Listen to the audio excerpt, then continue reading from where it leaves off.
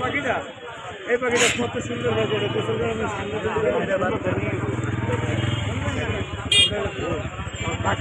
পাখি এটাও ভালো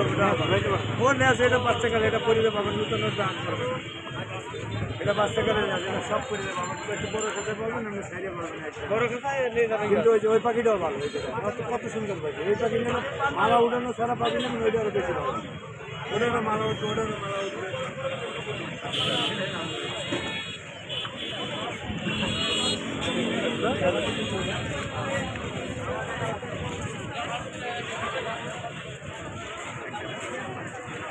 Ay, cari,